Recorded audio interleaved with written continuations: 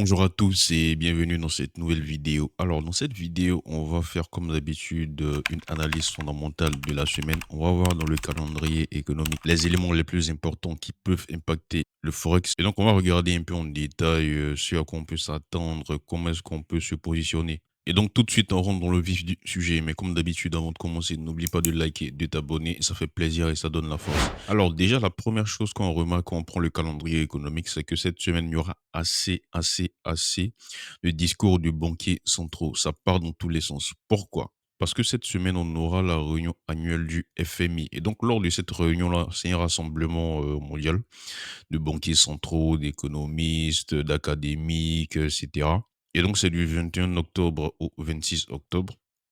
Et durant cette semaine-là, ça va discuter économie, politique monétaire, un peu de tout ça. Et donc, évidemment, il y aura aussi des prises de parole de banquiers centraux. Et on va prêter aussi très attention aux banquiers centraux qui n'ont pas l'habitude de s'exprimer, comme par exemple le gouverneur de la Banque centrale de Grande-Bretagne, ici, M. Bailey.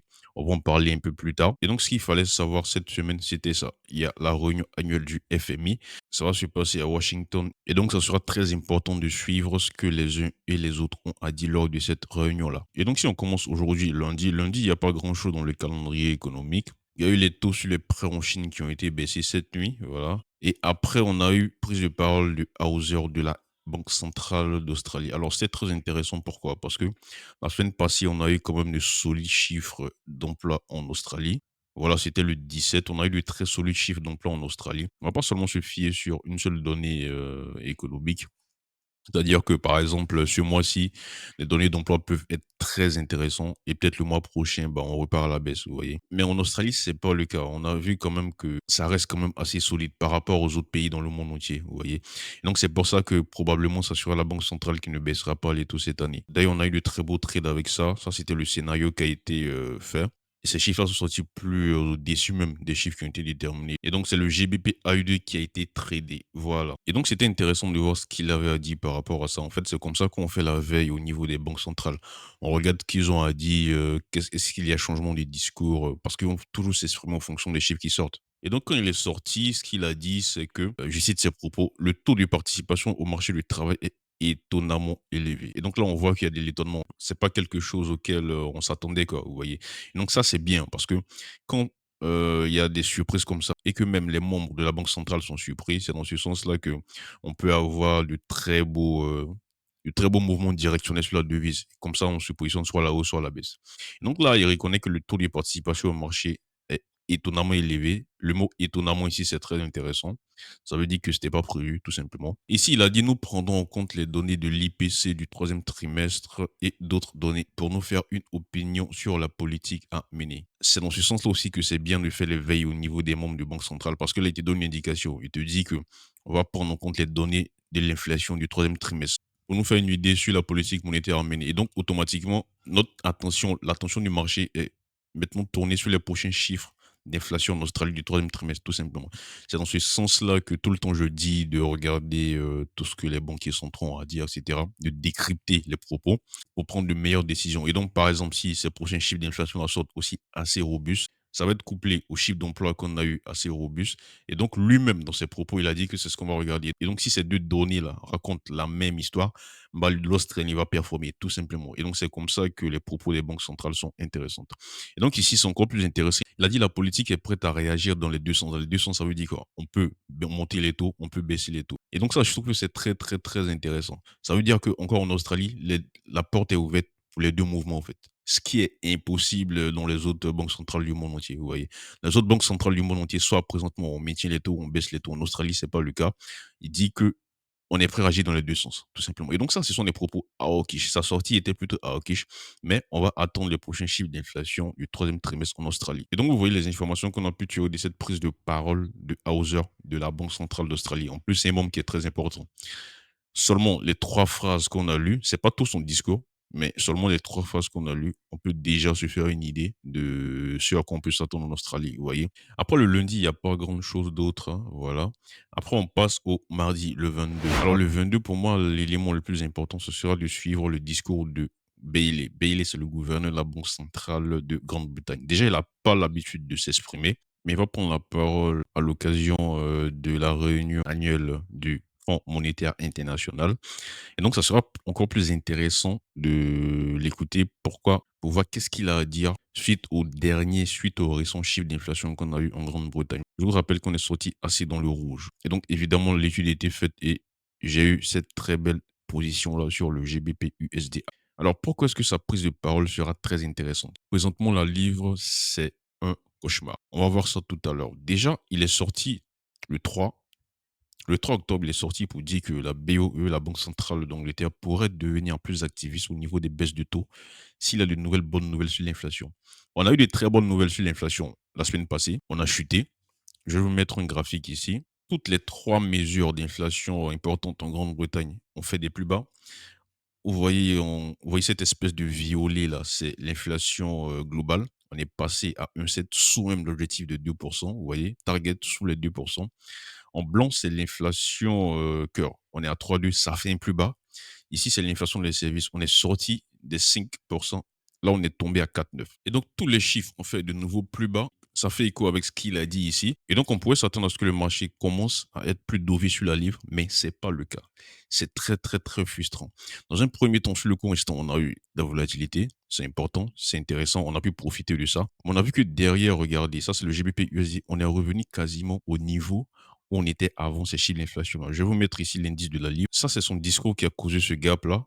Après le 15, on était quelque part ici, on a eu les chiffres d'inflation le lendemain, on a baissé. Mais après, on a vu qu'on a remonté ici. Pourquoi? Vous allez voir que la livre a très bien réagi aux chiffres de vente au détail qu'on a eu le vendredi. C'est vrai qu'il y a eu quand même de la hausse ici, mais c'est pas aussi important que les chiffres d'inflation qu'on a eu plus tôt dans la semaine, en fait. En plus, le gouverneur a mis le focus sur ça et donc le marché était focus sur ça. Et donc, simplement parce que on a eu des ventes au détail assez robustes, vous allez voir que le marché, bah, il a effacé, il a quasi effacé la baisse qu'on a connue suite au chiffre d'inflation. Donc, je trouve que le marché est trop bullish sur la livre. Comme d'habitude, si on regarde le saisie au niveau de la Grande-Bretagne, on voit que dans ces deux, trois derniers mois, bah, les données partent à la baisse, au fait. Les données surprennent à la baisse. Positionnellement, si on regarde au niveau institutionnel, on voit que la livre est toujours en position surachetée, malgré les récents commentaires d'Ovish, de Bailey et les chiffres d'inflation très mauvais qu'on a eu. La livre est toujours en position surachetée ici. Et c'est très frustrant. Ce qu'on aurait dû avoir normalement, c'est quoi? Cette grosse chute-là, qui rentre en écho avec ce que le gouverneur a dit. Et après, on aurait dû continuer cette tendance baissière-là. Vous voyez, si on regarde ici l'indice de la livre, vous allez voir on est toujours assez haut ici. On n'a pas réussi à casser et continuer ce niveau-là. On est toujours assez haut ici. Et donc, vous voyez que sa prise de parole sera encore plus intéressante. Voir ce qu'il a dit par rapport aux récents chiffres d'inflation en Grande-Bretagne. Je rappelle que sa récente prise de parole ici, le 3 octobre, quand il a pris la parole pour sortir ses propos d'Ovich, là, la livre est partie instantanément à la baisse. Et donc, on va voir ce qu'il a dit ici par rapport à son chiffre d'inflation. Et donc, ce que moi, j'espère, c'est quoi? C'est qu'il sorte vraiment d'Ovich. Vous voyez? Pour qu'on chute sur la livre, tout simplement. Moi, c'est la seule direction que je privilégie sur la livre. Mais on voit que depuis, et ça, c'est depuis le début de cette année, depuis le début de cette année, la livre est trop bullish. C'est un peu comme le franc suisse. Ces deux devises-là ont été très frustrantes cette année. Et donc, moi, la seule chose que j'attends de cette prise de parole-là, ce sont les propos d'Ovich pour me positionner à la baisse sur la livre, tout simplement. On aura aussi d'autres membres de Banque centrale qui vont prendre la parole. On aura aussi Madame Lagarde. Ça sera intéressant de voir ce qu'elle a à dire. Et ensuite, le 23, l'événement majeur, c'est la décision de taux d'intérêt qu'on aura au Canada. Alors déjà, on va voir comment est-ce que le marché monétaire est positionné au niveau des taux d'intérêt. Qu'est-ce qu'on a déjà ici? On voit que le marché déjà price ici 50 points de base. On est à 100% en fait. Le marché monétaire à 100% positionné pour qu'on baisse les taux à 50 points de base. Donc le marché s'attend à ce qu'on baisse les taux à 50 points de base. Mais c'est pas aussi clair que ça. Si on regarde au niveau des analystes, des économistes, je fais un petit rappel quand même avant de continuer, c'est que la Banque centrale a déjà baissé les taux trois fois cette année, de 25 points de base à chaque fois. Et donc le marché monétaire s'attend à ce qu'on baisse encore à 50 points de base lors de la prochaine réunion de taux d'intérêt. Actuellement, on est à 4,25. Et donc je disais qu'au niveau des analystes et des économistes, c'était pas aussi clair parce qu'il y a eu un sondage de Reuters au point de 29 analystes et on voit qu'il y a seulement 19 qui sont pour 50 points de base et 10 qui sont pour 25 points de base. Et donc, on voit que c'est pas aussi clair que ça. C'est quand même un peu partagé. Mais au niveau du marché monétaire, bon, ce papier, il a été fait le 18 octobre. Le 18 octobre, c'était plutôt 92% ici. 92% ici, mais aujourd'hui, avec la mise à jour, Le 21, aujourd'hui le 21, bon, c'est à 100%, on est déjà à 50 ici, vous voyez? C'est pour ça qu'ici, c'est marqué 92 ici, parce que le 18, on était à 48 points de base de baisse au niveau, de la Banque centrale du Canada. Mais présentement, on est à 100%. Et donc, pourquoi est-ce que c'est quoi quels sont les arguments du compte des 50 et du compte des 25? Alors déjà, le 25, le argument principal, c'est quoi? C'est que la Banque centrale a déjà baissé les taux 3 fois cette année. 25, 25, 25. Et donc, on n'a pas besoin de se presser pour baisser agressivement les taux. Pourquoi est-ce qu'on n'a pas besoin de se presser? Parce que si on part sur le site de la Banque centrale du Canada, on voit que les récents chiffres d'inflation, c'était plutôt intéressant. On a eu l'inflation globale CPI qui a baissé à 1,6. Donc, on est dans le target de la Banque centrale du Canada ici. Le target, c'est celui qui est en bleu là. L'inflation doit être dans cet intervalle-là. On a vu qu'on est à 1,6, on a baissé à 1,6. On est même plus bas que le milieu de cet intervalle-là, vous voyez. Mais cela appelle plus des baisses de taux. Mais pourquoi est-ce qu'ils parlent d'inflation? Vous savez, au Canada, ils ont les mesures préférées d'inflation cœur aussi. C'est un peu partout dans le monde entier. Les banques centrales ont des mesures préférées qu'elles mettent en place. Et donc, au Canada, c'est la moyenne de ce qu'on appelle le trim, le median et le common. Je vais vous montrer ça. Lors des récents chiffres d'inflation au Canada, je disais que l'inflation cœur préférée de la Banque centrale du Canada, c'est la moyenne du médian, du trim et du common. Et donc, lors des précédents chiffres d'inflation, on a vu que cette moyenne est montée quand même à 2,3. On est quitté à 2,2, on est monté à 2,3. Vous voyez, l'inflation globale ici, c'est lui qui est tombé à 1,6. Vous voyez, et donc, on voit que quand même, au niveau de l'inflation cœur, on a quand même eu une petite montée, mais on est quand même dans cette bande-là.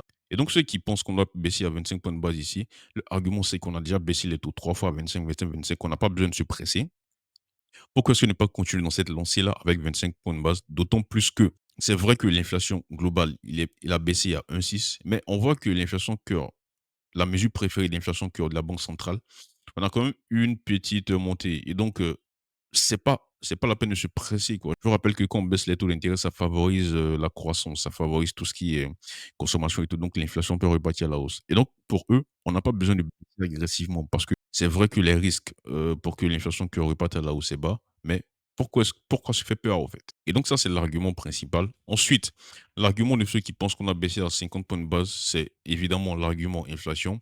Tous les chiffres d'inflation sont à leur target présentement. On a une faiblesse au niveau du marché du travail. Je vous montre les récents chiffres. Les récents chiffres ont plutôt été solides. Vous voyez, ils ont été plutôt solides. On a vu que le taux de chômage est redescendu à 6,5, mais ça reste quand même assez élevé comme taux de chômage. Vous voyez. Et donc pour eux, les principaux arguments, c'est ça. C'est que l'inflation est déjà à son target, plus que l'économie se porte pas très bien, notamment le marché de l'emploi, mais quand même les récents chiffres ont été plutôt solides. D'ailleurs, ça, c'est un des arguments aussi qui rentre en ligne de compte pour ceux qui pensent qu'on doit baisser à 25 points de base. À 25 points de base, ils disent que les récents chiffres aussi ont été solides. Donc, faut pas qu'on se presse toujours, quoi, pour baisser les taux d'intérêt à plus de 25 points de base. Mais quand on prend une tendance au niveau des chiffres d'emploi, ça baisse, l'économie ne se porte pas très bien. Et donc, ceux qui sont pour les 25 points de base, c'est leur argument qui est là. L'inflation a son objectif. Quand l'inflation a son objectif, bah, ça appelle plus des baisses de taux pour soutenir le volet croissance. En plus, récemment, le gouverneur de la Banque centrale, monsieur McLean, il a ouvert la porte à ça. Il a dit qu'il y a peut-être un mois de cela, il a ouvert la porte à plus de baisses de taux, plus agressives. Parce que bon, comme j'ai dit tout à l'heure, ça ne se passe pas très bien au Canada. Et donc, ceux qui pensent qu'on a baissé à 50 points de base, ils sont plus en ligne avec ce que le gouverneur a dit. Mais il y a quand même des arguments pour 25 points de base. Et donc, ça sera très intéressant de voir ce qui va se passer. La décision qu'on aura au niveau du marché monétaire, c'est déjà pricé 50 points de base ici. Et donc, si on regarde au niveau du dollar canadien, sur l'indice du dollar canadien ici, on voit qu'il est assez bas. La semaine passée, surpassée, on a quand même profité de cette grosse baisse-là. Lorsqu'on a cassé ce niveau de support-là, fondamentalement et techniquement, c'était propre. Et donc, on a assez profité de cette baisse-là. Mais là, on a assez baissé. Si on regarde au niveau des taux, le marché déjà price 100%, 50 points de base de baisse ici. Et donc, on voit que c'est en cohérence avec la baisse qu'on a connue ici. Et donc, pour moi, en dépit des fondamentaux du dollar canadien, la volatilité sera plus intéressante à la hausse. Si la Banque centrale sort et qu'elle baisse les taux ici à 25 points de base ici, au lieu de ce qui est déjà pricé, je vous fais pas un dessin pour vous dire que la hausse qu'on va connaître sera assez fulgurante, vous voyez, parce que ça sera en désaccord avec ce qui est pricé dans le dollar canadien. On a assez baissé, on est à un niveau de support assez intéressant, donc la hausse sera assez violente. Pour moi, c'est le meilleur sens en termes de volatilité à la hausse. Si on baisse à 50 points de base, on peut même ne pas avoir de volatilité. On a déjà 100% pricé 50 points de base. Donc, quand le marché est déjà positionné pour quelque chose, à l'annonce de cette chose-là, il n'y a pas de surprise. Et donc, on n'a pas de volatilité. volatilité, on n'a quasi pas de volatilité. Donc, dans le sens de 50 points de base, ça ne sera pas intéressant en termes de volatilité. Et donc, évidemment, cela sera étudié plus en détail pour trader cette annonce économique-là. Et quelque temps après, on aura aussi la conférence de presse qui sera intéressant de regarder, de voir un peu les guidances, ce que le gouverneur a dit par rapport à ça. Ensuite, après le 23, on a aussi Bailey qui va s'exprimer. Et donc, cette semaine, je vais pas vous cacher que je vais mettre quand même un focus sur tous ces mots, tout ce qu'il a dit, toutes ces phrases. Donc, on va regarder ça aussi. Il y a aussi le gouverneur de la Banque centrale de Nouvelle-Zélande qui va s'exprimer le 23. Lui aussi n'a pas l'habitude de prendre la parole. Et donc, on va suivre ce qu'il a dit concernant aussi le dollar néo-zélandais. Concernant déjà la Nouvelle-Zélande, et on va déduire ce que ça va impliquer sur le dollar néo-zélandais. Alors, après le 24, le jeudi, on aura ces éléments, notamment les chiffres PMI en Europe, France, Allemagne, Grande-Bretagne, et aussi on aura les chiffres PMI aux États-Unis. On aura aussi les chiffres d'inscription hebdomadaire au chômage aux États-Unis. Alors, ce qui sera intéressant de regarder, ce sont les chiffres PMI ici en Europe. Pourquoi? Parce que je rappelle que c'est lors des derniers chiffres PMI que les choses ont commencé à partir en cacahuète. Lors de la décision du taux d'intérêt de septembre, la Banque centrale est sortie, elle a baissé les taux, d'accord. Lors de la prise de parole de Madame Lagarde, c'était pas assez clair à savoir est-ce qu'on va baisser les taux en octobre ou pas. Vous voyez. Et donc, on attendait plus de chiffres, plus de données, entre autres, pour savoir est-ce qu'on va baisser ou pas. Et donc, c'était plutôt partagé. Mais les chiffres qu'on a eu le 23 septembre, après ces chiffres-là, sont venus un peu clarifier les choses. C'est quand on a eu ces chiffres PMI-là en Europe, déjà en France, en Allemagne et en Europe, que les membres de la Banque centrale ont commencé à sortir pour un peu clarifier voilà, qu'on aura baisse de taux en octobre. Et effectivement, on a eu baisse de taux le 17 octobre la semaine passée. Pourquoi? Parce que ces chiffres PMI là sont sortis plutôt négativement ici dans l'ensemble. Ils sont sortis plutôt négativement ici. On sait que présentement en Europe, c'est le problème qui est là, problème de croissance. On va voir ça. Je vais vous montrer ça même lors de la dernière réunion de taux d'intérêt. Madame Lagarde, qu'elle est sortie, sa prise de parole, c'était plutôt axé croissance. Par exemple, ici, il y a une crainte au niveau de la croissance. Ici, c'est dit que les risques sur la croissance économique est toujours pointé vers le bas. Et donc, en gros, son discours, c'était beaucoup axé sur croissance, croissance, croissance. Et donc, le 23 septembre, ces chiffres PMI là ont été assez décisifs. Quand ils sont sortis, quelques temps après, les membres ont commencé à sortir un à un pour un peu clarifier qu'on aura baisse de taux, quoi, tout simplement. Et donc, le marché a commencé à pricer petit à petit baisse de taux en Europe, l'euro chutait. Ensuite, Madame Lagarde, elle est sortie la veille des chiffres d'inflation. Elle a fait une sortie plutôt assez dovish. Elle n'a pas l'habitude d'être aussi claire. Et le lendemain, les chiffres d'inflation en variation annuelle en Europe sont sortis plutôt négatifs à 1,7. C'est même tombé plus bas que l'objectif. Et donc ça, c'était bien, ça confortait encore pour baisser les taux en Europe la semaine passée. Et donc, ils ont baissé les taux. Et donc, vous voyez que ces chiffres ici, PMI, sont très, très, très importants. Voilà. Parce que même dans son discours, elle a parlé de ça, hein. On va regarder ça attentivement pour voir comment est-ce que ça se comporte encore ce mois-ci, le mois passé plutôt, parce que ce sont les chiffres du mois passé. Ici, on s'attend à ce qu'on ait une légère amélioration. Alors, pour entrer un peu plus en détail, les chiffres PMI en Europe, déjà, on a pour la France, ici, ces trois-là, on a le composite. Le composite, il comprend le service et le manufacturier. Ensuite, on a les 3 chiffres, PMI de l'Allemagne. Le composite, il comprend le service et le manufacturier. Et après, on a les chiffres de l'Europe. Composite, service et manufacturier. On va se focaliser seulement sur ça, en fait, parce que l'économie allemande et française, c'est plus de 40% du PIB de l'Europe. Et donc, au moment où on a ça, on a un peu une image de ce que sera les chiffres PMI, au fait, de l'Europe. Et donc, ça, c'est pas ça qu'on va trader, c'est plutôt ça. C'est plutôt ces éléments-là et donc, ils seront étudiés en détail pour essayer de déterminer les chiffres pour se positionner ensuite. C'est toujours un challenge de trader ça parce que on a 15 minutes avant les chiffres PMI en France. Et donc, on peut rentrer et on ne sait pas au fait comment est-ce que les chiffres PMI ici en Allemagne vont sortir 15 minutes après. Donc, ça peut être assez ambigu, c'est assez compliqué. C'est mieux quand ces éléments-là sortent dans le même sens, assez mauvais ou assez bien. Et donc, comme ça, je dirais que je privilégie ça à la hausse parce que l'euro a assez baissé quand même. Présentement, c'est pas mal si on a un petit rebond et donc la volatilité sera plutôt, meilleure à la hausse, vous voyez? Mais on va étudier ça en détail pour voir comment est-ce qu'on va se positionner. Ensuite, on a les chiffres PMI aussi, c'est pareil en Grande-Bretagne. Ça sera alors ça, le trading de ça sera conditionné, heu, au discours de Bailey qu'on aura avant, tout simplement et donc c'est en fonction de ça qu'on va étudier ça pour, se positionner ensuite. Ensuite, on aura les inscriptions hebdomadaires au chômage, on attend ça à la hausse. C'est un peu logique parce que présentement aux États-Unis, il y a eu des catastrophes, liées aux aléas climatiques là et donc on s'attend à ce qu'il y ait plus d'inscriptions hebdomadaires au chômage et donc moi, présentement le dollar il corrige un peu. Donc moi je préfère qu'on ait ça, à la hausse pour corriger encore plus, pour reprendre ça à la hausse. Mais il faut dire aussi que présentement il y a assez de facteurs, à prendre en compte sur le dollar. On a dans 2 semaines les élections, aux États-Unis. Il y a aussi l'intensification des risques géopolitiques au Moyen-Orient. On a aussi, au même moment cette semaine aussi, on a une réunion des BRICS en Russie.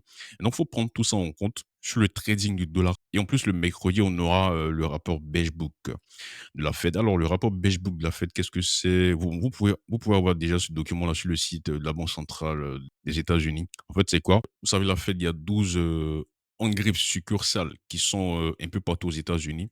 On a la Fed de Boston, la Fed de New York, etc. C'est au nombre de 12. Et donc, le Beige Book, c'est quoi? Chaque banque centrale dans sa région va récolter des données auprès des entreprises, des analystes, des économistes et tout, pour voir un peu comment est-ce que ça se passe au niveau de plusieurs secteurs d'activité. Et ensuite, on réunit ça dans ce qu'on appelle le beige book. Et ça sera le mercredi. C'est important pourquoi? En termes de volatilité, c'est pas le plus intéressant, mais ça peut avoir un impact sur les prochains chiffres de taux d'intérêt qu'on aura aux États-Unis. Le précédent beige book, il a été très mauvais. Et donc ça a joué sur les 50 points de base qu'on a eu au mois de septembre aux États-Unis. Vous voyez, donc ça, c'est toujours intéressant à lire. Et donc, dans ce rapport, on va condenser un peu ce que les 12 banques centrales locales ont à dire. Et donc, par exemple, ici, ce sont les grands traits. On a Boston. Ici, on a la fête de Boston qui va donner un peu son compte rendu vite fait, résumé, New York, Philadelphie, etc. Et après, on rentre plus en détail. Vous voyez ici, c'est la Banque centrale de Boston. Elle va donner son avis sur l'économie locale à Boston, comment est-ce que le marché de l'emploi se comporte, les prix, ça c'est l'inflation, tout ce qui est vente au détail, tourisme, etc. Et donc, je vous laisse le soin de lire tout ça. Et donc, on aura ça le mercredi. Cette semaine, on n'aura pas de grande actualité sur le dollar. Et donc, c'est important de voir quand même le rapport Beige Book qu'on aura le mercredi. Ensuite, on a parlé des inscriptions hebdomadaires au chômage. Tout ce qu'on aura après sera conditionné, pour moi, sera conditionné au discours des banquiers centraux qu'on aura plus haut. Par exemple, ici, qu'est-ce qu'on a? On a les ventes au détail au Canada. Pour moi, ça sera conditionné au taux d'intérêt qu'on aura plus tôt avec le discours du gouverneur lui-même. Et donc ça sera étudié un peu plus tard pour essayer de voir comment est-ce qu'on peut se positionner. Et donc j'espère que cette vidéo était assez claire. S'il y a des questions, laisse-le en commentaire et on se dit à très bientôt.